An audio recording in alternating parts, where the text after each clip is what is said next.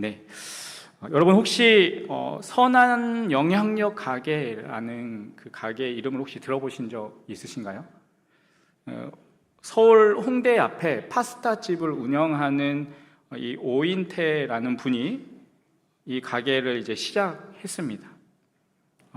그 당시 이제 이 오인태라는 분이 식당을 운영을 하는데 그 당시에 결식 아이들에게 한 끼 지급되는 금액이 한 5천 원 정도 된다는 이야기를 듣고 그 아이들에게 한 끼라도 좀 편하게 마음껏 좀 무엇인가 먹이고 싶다라는 그러한 마음에 그런 결식 아이들에게 무료로 이 식당에 와서 먹을 수 있게끔 어떠한 메뉴든 시켜서 먹을 수 있게끔 그렇게 식사를 제공하게 되었다고 합니다.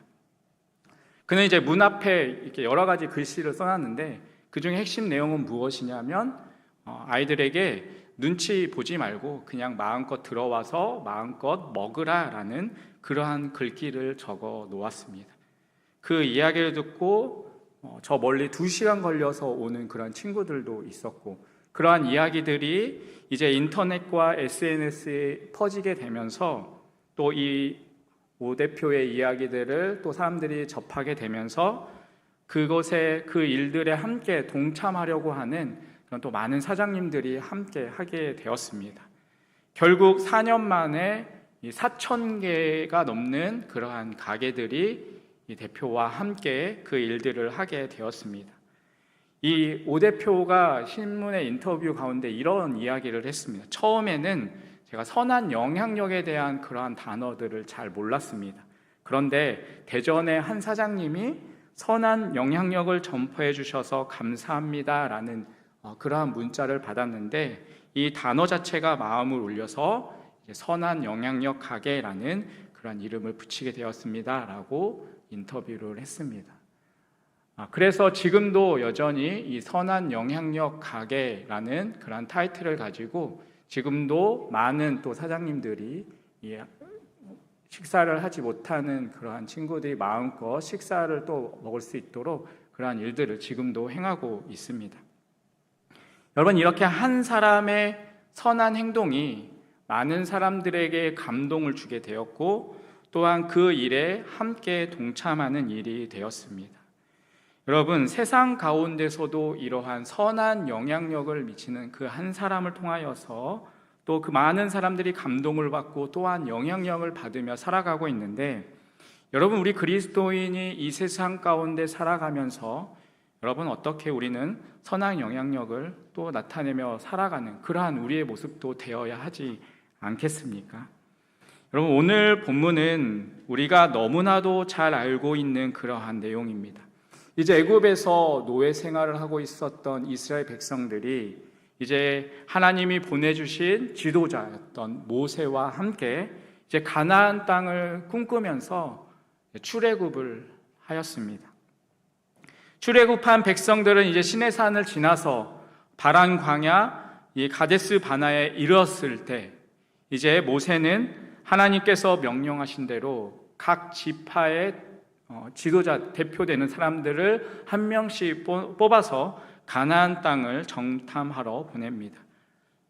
그렇게 이제 12지파를 대표하는 12명의 정탐꾼들은 이제 40일 동안 가나안 땅을 정탐한 후에 돌아와서 그 땅을 이제 보고하는데 그 땅을 보니까 과연 이 적과 꿀이 흐르는 너무나도 좋은 땅이다라고 그렇게 말을 합니다. 그렇게 그 땅이 하나님께서 말씀하신 대로 좋은 땅이다라고 이야기를 하지만 그 땅을 정복하는 것에 대해서는 2가지 부류로 나뉘게 됩니다. 먼저 10명의 정탐꾼은 이렇게 이야기합니다. 앞서 기록된 민수기 13장 28절부터 31절 통해서 백성들은 이렇게 이야기합니다. 우리 같이 한번 읽도록 하겠습니다. 같이 읽겠습니다. 시작. 그러나 그 땅 거주민은 강하고 성읍은 견고하고 심히 큰 뿐 아니라 거기서 아낙 자손을 보았으며 아말렉은 남방 땅에 거주하고 헤딘과 여부스인과 아모레인은 산지에 거주하고 가나이는 해변과 요단 가까이 거주하나이다. 갈렙이 모세 앞에서 백성을 조용하게 하고 이르되 우리가 곧 올라가서 그 땅을 취하자 능히 이기리라 하나 그와 함께 올라갔던 사람들은 이르되 우리는 능히 올라가서 그 백성을 치지 못하리라. 그들은 우리보다 강하니라 하고. 아멘. 여러분, 10명의 정탐꾼은 이야기하고 있는 것이 무엇입니까? 그 땅의 거주민들은 강하고 성읍은 견고하고 특별히 그곳의 안악조선은 엄청 큰 사람들이다라고 이야기합니다. 그러면서 우리는 그곳에 올라가서 그 백성을 우리는 치지 못할 것이다. 우리는 그곳을 정복하지 못할 것이다 라고 이야기를 합니다. 그러나 여호수아와 갈렙은 이들과 다르게 이야기합니다. 오늘 본문의 8절인데요. 우리 8절 말씀을 같이 한번 읽도록 하겠습니다. 8절입니다. 시작. 여호와께서 우리를 기뻐하시며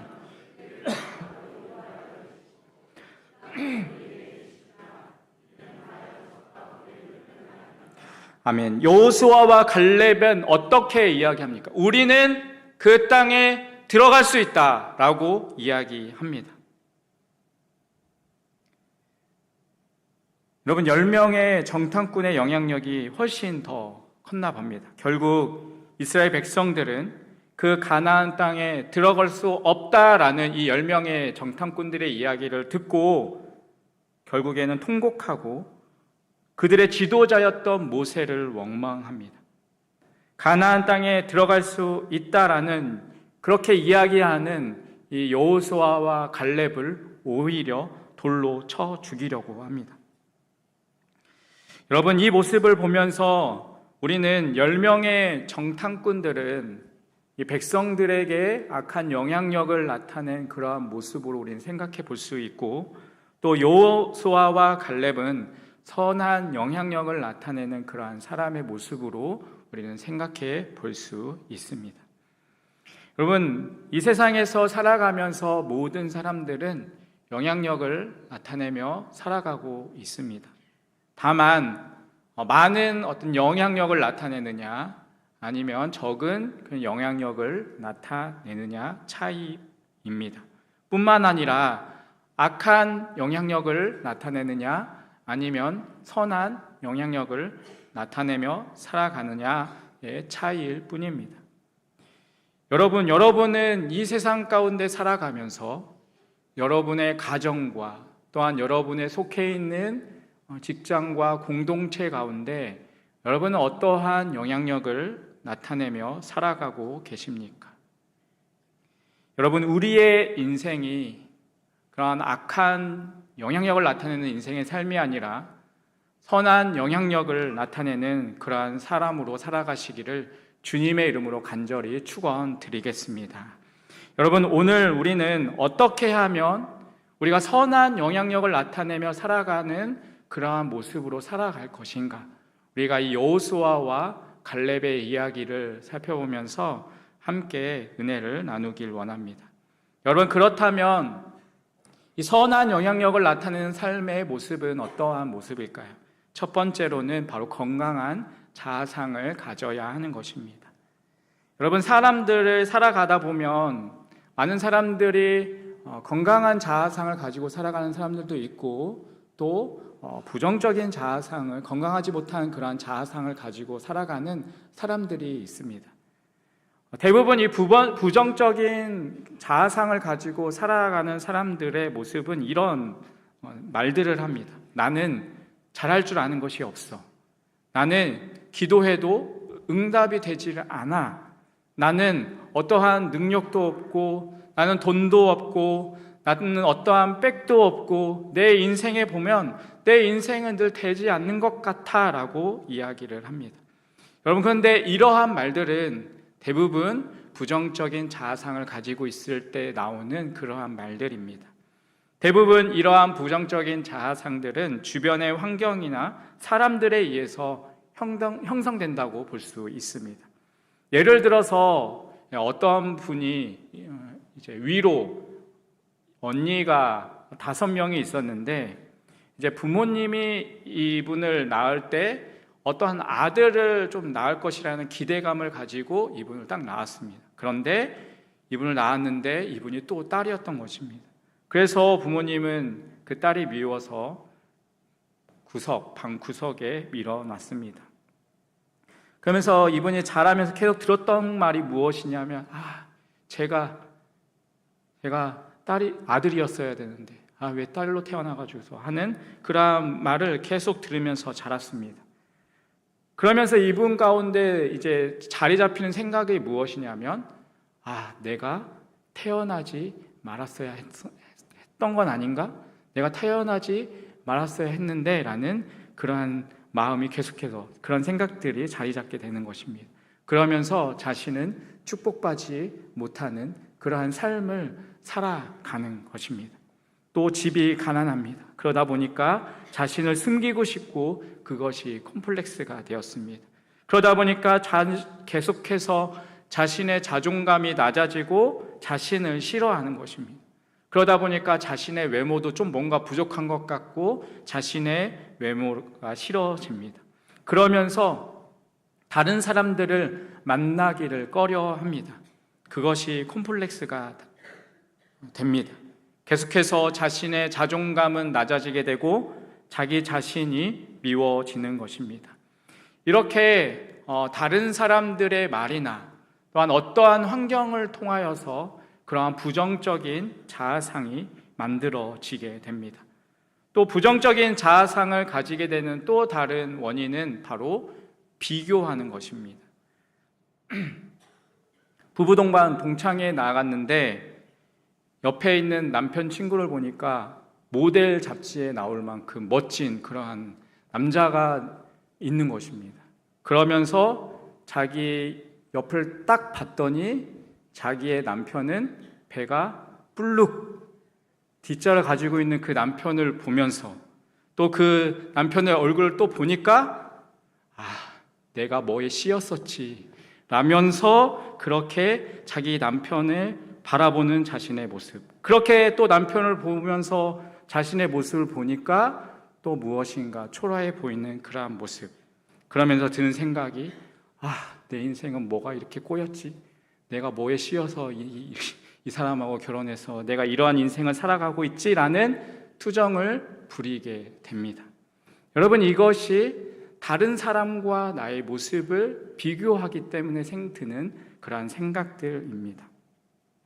여러분, 오늘 본문에도 보면 이 10명의 정탐꾼과 또한 이스라엘 백성들이 그러한 모습이었습니다. 오늘 본문에 앞서 기록되어 있는 민수기 13장 33절의 말씀인데, 우리 13장 33절의 말씀을 같이 한번 읽도록 하겠습니다. 같이 읽겠습니다. 시작. 거기서 우리는 스스로 보기에도 메뚜기 같으니 그들이 보기에도 그와 같을 것이니라. 아멘. 지금 이스라엘의 정탐꾼, 10명의 정탐꾼들이 하는 이야기가 무엇입니까? 그 사람들과 우리를 비교해 보니까 우리 스스로 메뚜기 같다라는 것입니다. 그들도 우리를 보기에 메뚜기같이 여길 것이다 라는 생각을 하는 것입니다. 그러한 생각에 사로잡히다 보니까 결국에는 하나님이 약속한 땅이고 하나님께서 들어가게 하실 것이다 라고 약속한 땅임에도 불구하고 도전조차 하지 못하고 그냥 포기해 버리는 것입니다. 사사기에 보면 12사사 중에 이제 기드온이라는 사사가 있습니다. 어느 날 하나님께서 하나님의 사자가 기드온에게 나타나서 사사기 6장 12절을 통해서 이렇게 이야기합니다. 큰 용사여, 여호와께서 너와 함께 계시도다. 하나님의 사자가 기드온에게 이야기할 때 큰 용사여라고 이야기를 합니다. 그 이야기를 들었을 때 기드온이 어떻게 대답할까요? 사사기 6장 15절에 보면 이 기드온이 이렇게 대답합니다. 보소서, 나의 집은 므낫세 중에 극히 약하고 나는 내 아버지 집에서 가장 작은 자이니이다.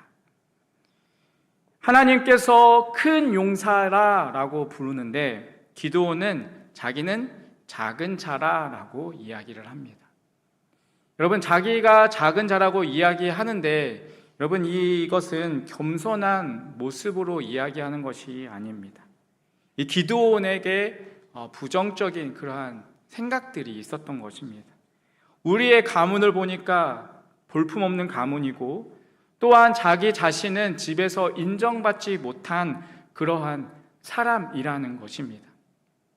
하나님의 시각이 아닌 환경을 통해서 자신을 바라보았기 때문입니다. 그러나 하나님께서는 그러한 기드온의 자아상을 바꾸십니다.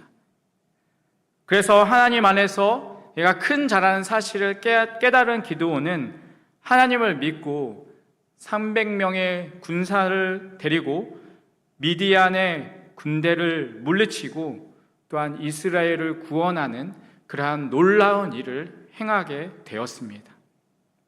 여러분, 하나님은 우리에게 너는 내 아들이다, 너는 내 딸이다 라고 말씀하십니다.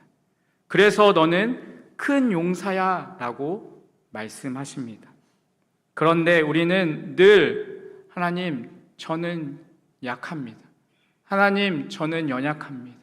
하나님, 저는 부족하고 작은 자입니다 라고 말합니다. 여러분, 하나님께서는 우리에게 큰 용사라고 하셨습니다. 여러분, 왜 우리가 큰 자일까요? 사사기 6장 12절을 통해서 기드온에게 말씀하신 그 말씀을 우리는 기억해야 합니다. 큰 용사여, 여호와께서 너와 함께 계시도다. 여러분, 하나님께서 나와 함께 하시기 때문에, 나와 함께 계시기 때문에 우리는 큰 용사인 것입니다.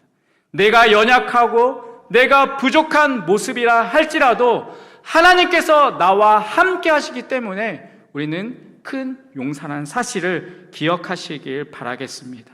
사랑하는 성도 여러분, 우리의 자아상을 바꾸시길 바랍니다.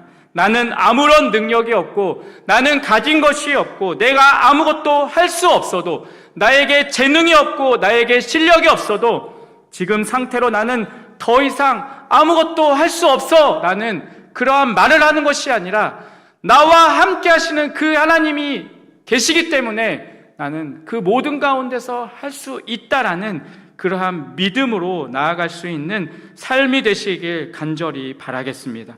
여러분, 그러한 삶의 모습을 통하여서 여러분이 속해 있는 가정과 여러분이 속해 있는 공동체 안에서 선한 영향력을 나타낼 수 있는 그러한 삶이 되시기를 간절히 주님의 이름으로 축원드리겠습니다. 여러분, 두 번째로 선한 영향력의 인생을 사는 사람은 과거에 묶인 끈을 풀어야 합니다. 여러분, 부정적인 자아상을 가진 사람들에게 공통적으로 나타나는 현상이 있습니다. 그것은 바로 무엇이냐면 현상이나 과거에 붙잡혀 있다라는 것입니다. 오늘 본문의 2절과 3절의 말씀을 같이 한번 읽도록 하겠습니다. 2절, 3절 말씀 같이 읽겠습니다. 시작. 이스라엘 자손이 아론을 원망하여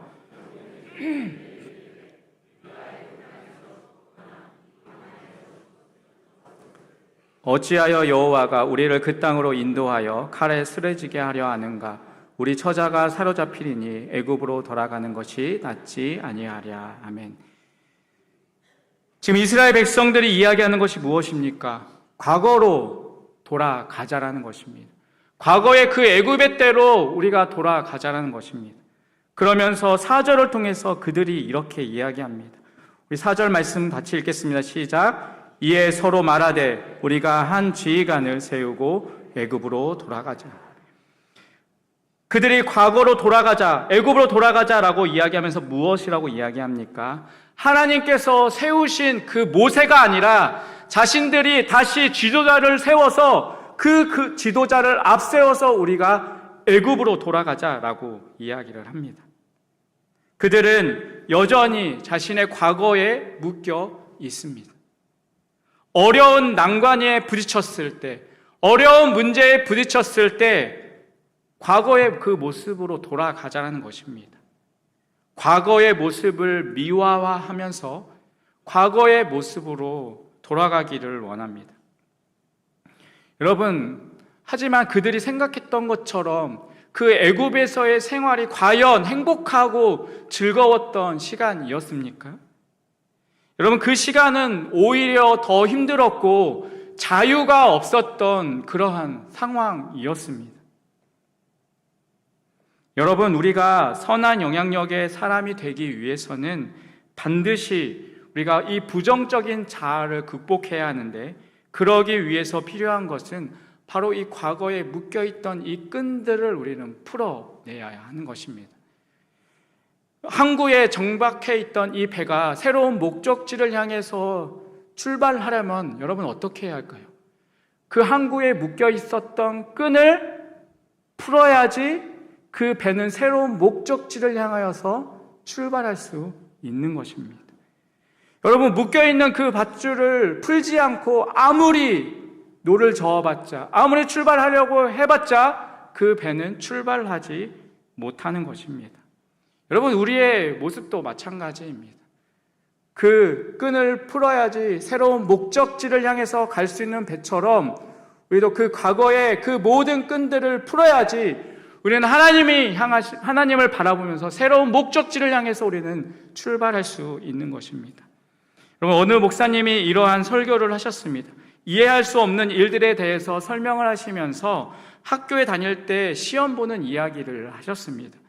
시험을 보다가 모르는 문제가 나오면 그 문제를 넘어가고 다른 문제를 풀고 이제 시간이 나는 대로 그 풀지 못했던 문제를 풀어야 하는 것이 현명한 사람이지 않겠냐라는 것입니다. 그 풀지 못하는 문제를 계속해서 어떻게든 풀려고 끙끙 대다 보면 다른 문제들은 풀지 못하게 되는 것입니다. 그러한 모습은 어리석은 사람이라는 것입니다. 그러면서 내가 모른다고 해서 그 답이 없는 것이 아닙니다. 그냥 내가 모르는 것 뿐이지 분명히 답은 있다는 것입니다. 그래서 시험을 다 마치고 교과서를 펴면 그 문제에 대한 또 해결을 받게 되는 것이고 또 이해가 되는 것입니다. 그러니까 우리도 현실적으로 생각하자는 것입니다. 이해할 수 없는 그 문제 때문에 내가 아파하고 힘들어한다고 해서 내 삶에 도움이 되는 것이 무엇이냐는 것입니다. 그럴 시간에 차라리 현실에 더 충실해서 나에게 주어진 삶 속에서 최선을 다하고 하나님만 바라보며 모든 것을 맡기며 살아가라는 것입니다. 그리고 지금은 내가 몰라도 결국에는 하나님 앞에 섰을 때, 또한 우리가 그 삶을 살아오다가 나중에 삶을 우리가 뒤돌아봤을 때, 이것이 하나님의 뜻이었구나, 하나님께서 이 과정 중에 나의 삶을 이렇게 이끄셨구나라는 것을 그제서야 알 수 있게 된다는 것입니다. 그렇기 때문에 우리가 어리석은 삶의 모습으로 살아가는 것이 아니라 좀 더 지혜롭게 살아가자라는 것입니다. 여러분, 이 목사님의 말씀처럼 우리도 과거의 상처에 얽매이지 말고 그것을 다 털어버리고 현실에 지금 나에게 주어진 삶 속에서 집중하며 살아가는 삶이 되시길 바랍니다.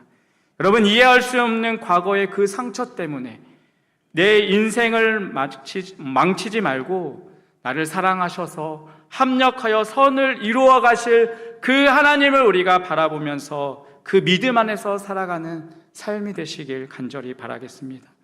지금 우리에게 중요한 것은 오늘을 더 행복하게 사는 것과 또한 앞으로 가게 될 하나님의 나라를 바라보며 그 날을 준비하며 살아가는 것이 되어야 합니다.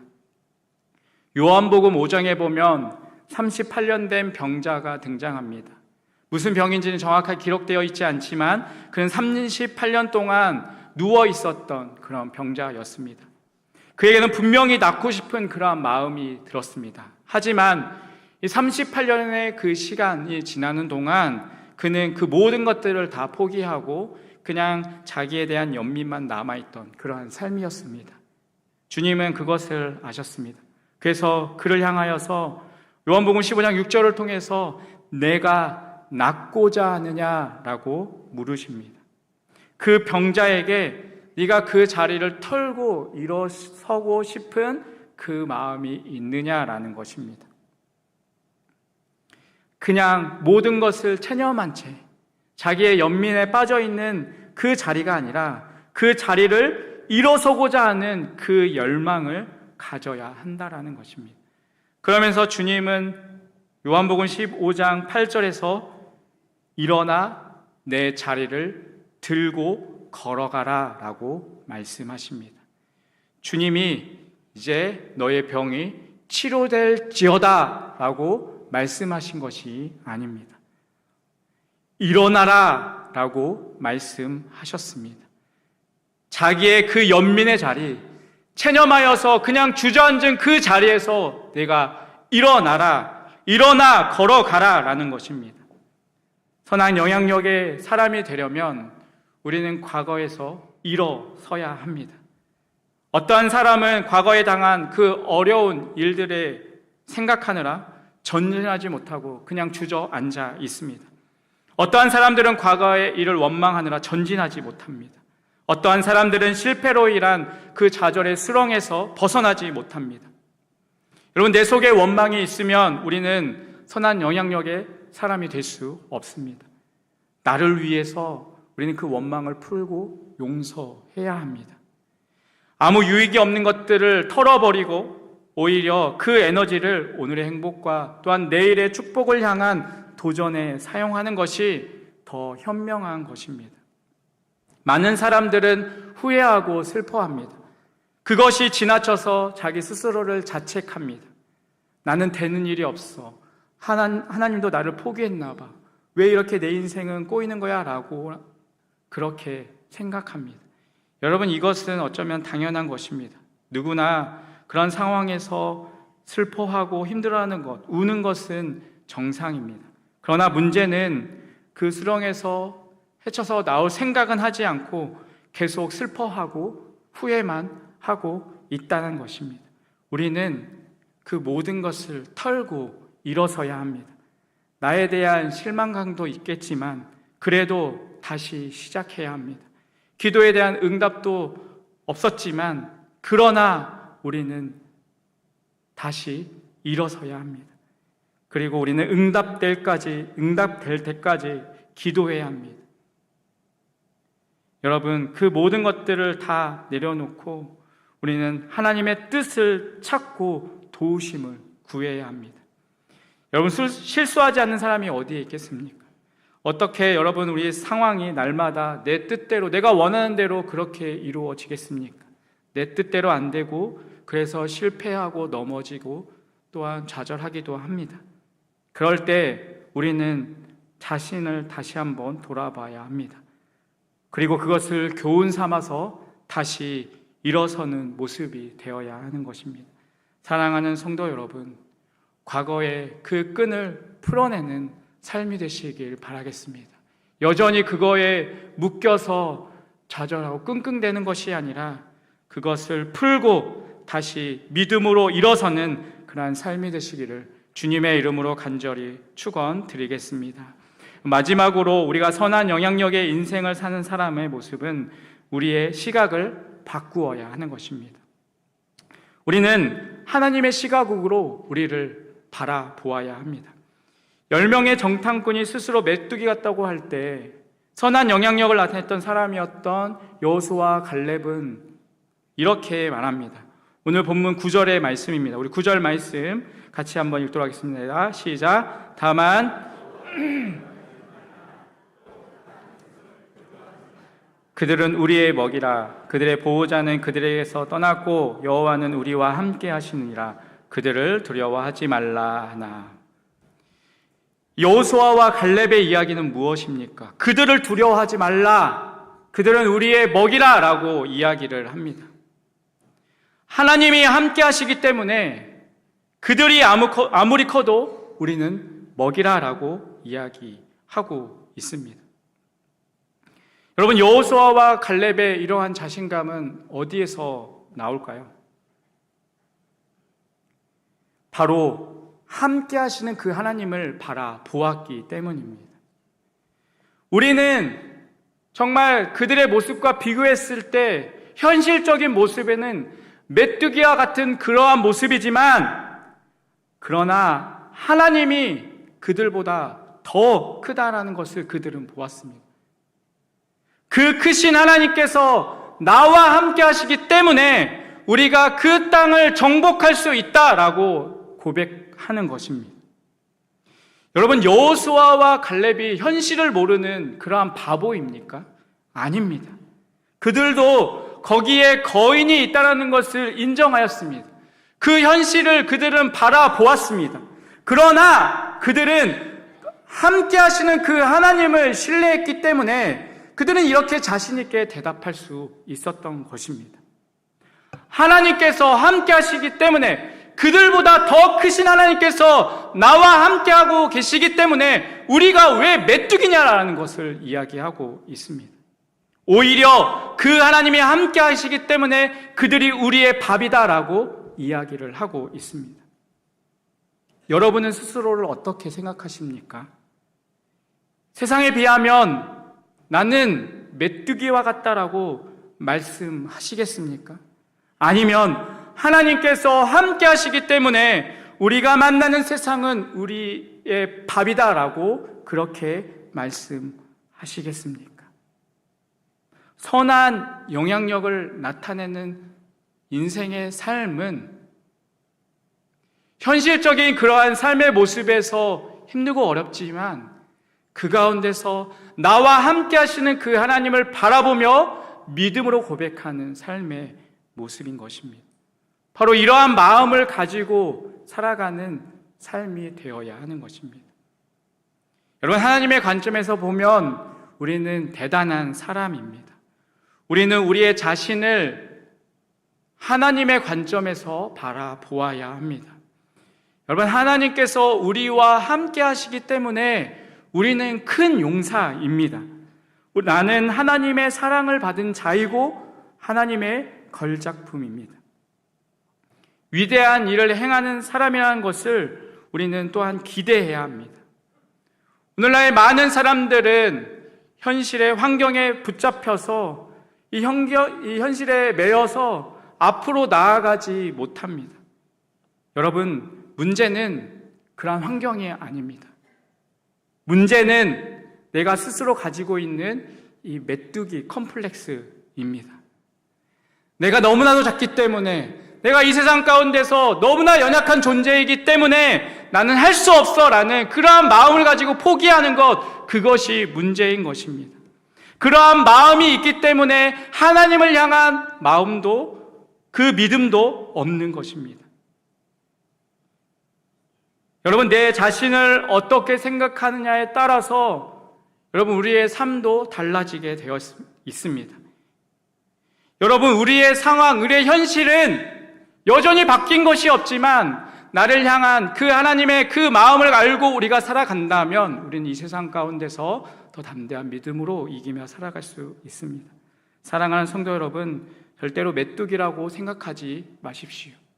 여러분, 그 생각은 사단이 주는 생각입니다. 여러분, 우리는 하나님이 함께 하시기 때문에 큰 용사라는 사실을 기억하시길 바라겠습니다. 한 사람이 냉동 창고에서 일을 했습니다. 저녁이 되어서 퇴근을 하기 위해서 마지막 창고를 점검하러 갔는데 이 사람이 이제 창고를 들어간 사이에 문이 갑자기 닫히게 되었습니다. 이 안에서는 열 수 없게 만들어져 있는 그런 창고였기 때문에 이 사람은 깜짝 놀랐습니다. 문을 두들리면서 살려달라라고 소리를 쳤지만 다른 동료들은 이미 모두 퇴근한 그러한 상황이었기 때문에 아무도 이 사람을 도와줄 수 없었습니다. 목이 쉬도록 소리를 치다가 지친 이 사람은 문 앞에 털썩 주저앉았습니다.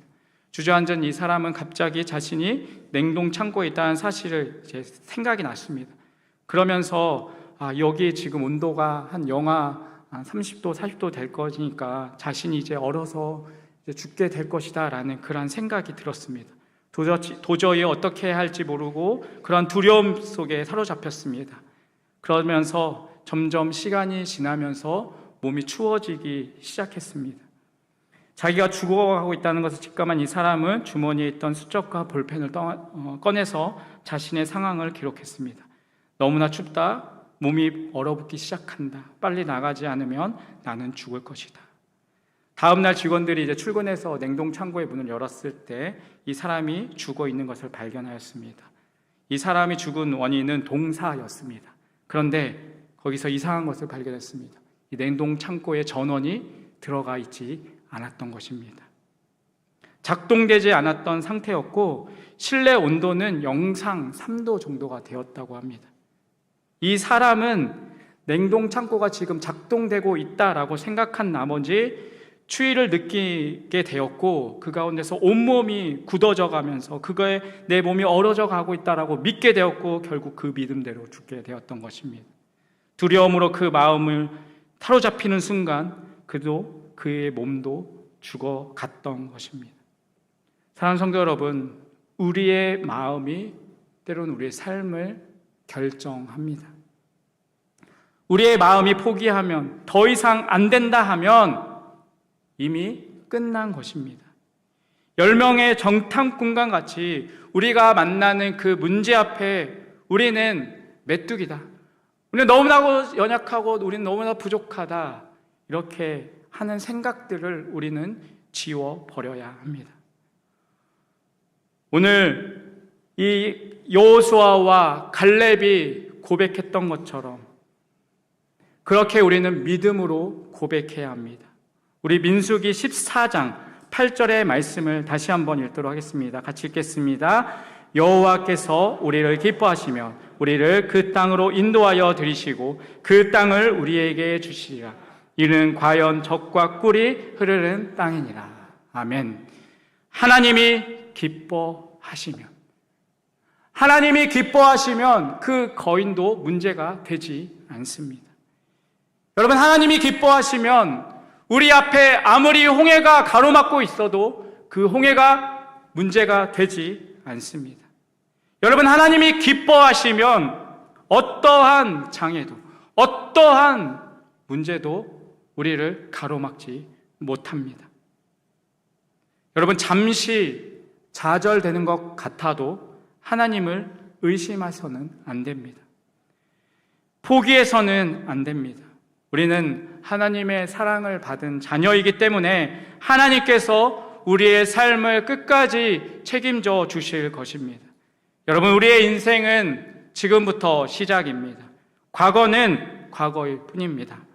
과거의 실패와 좌절들을 미래를 향한 디딤돌로 생각하시길 바랍니다. 여전히 하나님께서 나를 만들어가는 과정이기 때문입니다. 사랑하는 성도 여러분, 기억하십시오. 나는 하나님의 걸작품입니다. 여러분, 나는 하나님의 사랑받은 자녀입니다. 여러분, 옆에 있는 분과 한번 인사하겠습니다. 당신은 하나님의 걸작품입니다. 한번 인사하겠습니다. 옆에 있는 분과 인사하겠습니다. 당신은 하나님의 사랑받은 자녀입니다. 이번에는 나 자신을 위해서 한번 하겠습니다. 나는 하나님의 걸작품입니다. 한번 하겠습니다. 나는 하나님의 사랑받은 자녀입니다. 사랑하는 성도 여러분, 이 사실을 기억하시길 바라겠습니다. 이 사실을 기억하며 이제 믿음의 사람이 되십시오. 과거의 실패와 자신의 약점을 보면서 스스로 하찮은 존재로 여기고 자책하면서 내가 안 된다라고 하면 결국 우리의 미래는 암울하게 펼쳐질 것입니다. 그러나 이젠 하나님이 보실 때 나는 큰 용사이고 하나님의 사랑받은 귀한 자녀라고 여기고 믿음으로 선포한다면 우리는 그 믿음 가운데서 또한 이 세상 가운데 선한 영향력을 나타내며 살아가는 그러한 삶이 될 것입니다.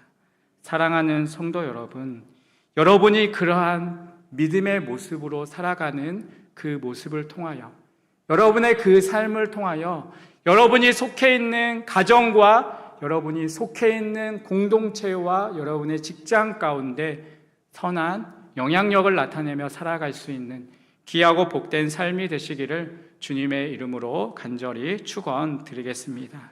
오늘 이 시간